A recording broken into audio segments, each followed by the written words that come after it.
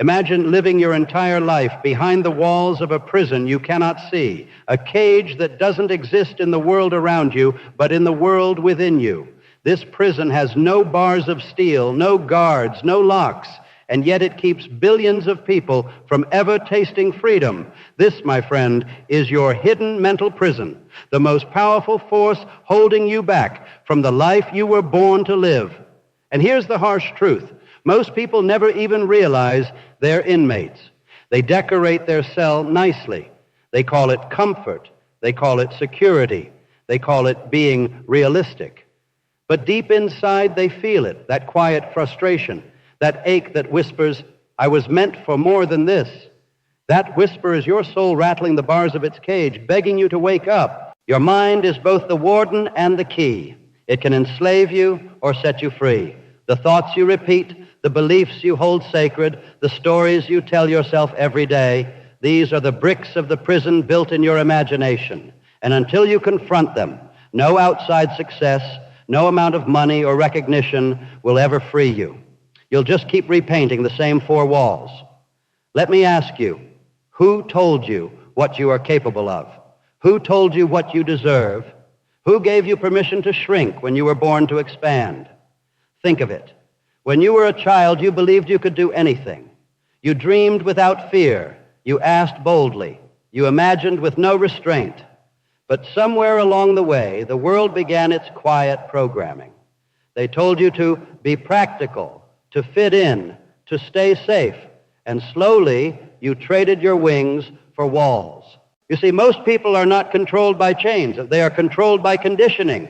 They have memorized their limits so thoroughly that they've come to believe they are truth. You can change jobs, change cities, even change relationships, but until you change the habitual pattern of your thoughts, you will always end up in the same invisible cell, because prisons of the mind rebuild themselves wherever you go. Now, the greatest tragedy of this mental confinement is not that it steals from you. It convinces you to steal from yourself. Every time you say, I can't, every time you lower your target because you're afraid to miss, you are reinforcing the bars that hold you hostage. The phrase, I can't, is the lock, I'll try later, is the chain, and I'm fine where I am is the guard that keeps the gate. But understand this, freedom is not given, it is claimed. There comes a moment in every great life when you must rebel against your own patterns. You must become the revolutionary inside your own mind. The day you stop identifying with your excuses is the day you find the master key to your mental prison. That key is awareness, because once you see the cell, you can no longer pretend you're free. How does this prison operate? It uses your thoughts as guards and your emotions as weapons.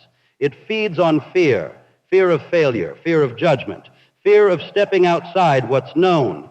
And while you stay safe, you slowly suffocate, because safety and stagnation have the same face. Comfort and captivity often feel identical until your spirit starts to cry out.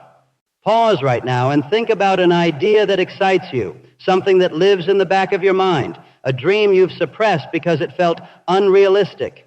Notice the voice that immediately follows.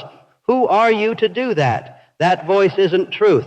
It's your mental warden. It's the echo of your upbringing, your past failures, your conditioning. But it's not you. It's just the ghost of who you used to be. You are more powerful than the voice in your head that tells you to stay small. That voice lives off your inaction. The moment you take a step, even a trembling, uncertain step, it weakens.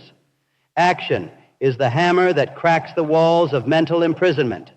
Every time you choose courage over comfort, every time you speak when silence would have been easier, you swing that hammer, and one day the wall that looked eternal begins to crumble. Freedom of the mind begins with responsibility. You must take full dominion over your thoughts. No one else can do that for you. No guru, no mentor, no book. They may hand you the map, but you must decide to walk. Awaken to the truth that your thoughts are not commands. They are suggestions. Most people obey every fearful thought like it's law, never realizing they've handed over the throne of their mind to an untrained servant. The mind is a magnificent instrument when it obeys you, but a tyrant when you obey it. You must regain the throne. You must say, from this moment forward, I am the master of what I think, not the victim of it, because until you command your mind, it will command you. The question that separates the free from the imprisoned is not can I, but how can I? One keeps you locked in limitation. The other breaks the wall and invites possibility. When you replace doubt with curiosity, fear loses its grip. And when fear loses its grip, creation begins. Let me be direct. The life you desire already exists within you. Every bit of strength, genius, passion, and endurance necessary to build the future you crave is yours right now. But those tools are useless until you believe they are real. The keys of liberation do not appear until your belief unlocks them. Think of your mind as a garden. If you leave it unattended, weeds of fear, doubt, and mediocrity grow automatically. But when you decide to plant thoughts of purpose, confidence, and persistence, and you cultivate them daily, the weeds die naturally. The soil of your consciousness cannot serve two masters. It will grow whatever seed you nourish most consistently. Tell me, how long will you stay in a cell whose door was open the entire time? Every great life begins when a person realizes they were always free. It's not about escaping, it's about remembering. You were not born with limits. You were taught them, rehearsed them, believed them, and now it's time to unlearn them. That's the revolution. Not against anyone else, against the inner programming that's been quietly running your life while you dreamed of change. You are not what happened to you. You are what you decide to become after it. There is an entirely new level of power and peace awaiting you, but it only appears once you trade familiarity for growth. To escape your mental prison, you must risk discomfort. You must risk being misunderstood. You must walk through the doors that scare you most. Because fear is always stationed at the door of freedom. The pain of self-discipline is temporary, but the pain of self-limitation lasts a lifetime. And when you finally step outside your mental prison, here's what you'll discover. The walls were made of beliefs, and the key was always your decision. You'll look back on your old patterns with awe, thinking, how did I ever mistake that cell for my home?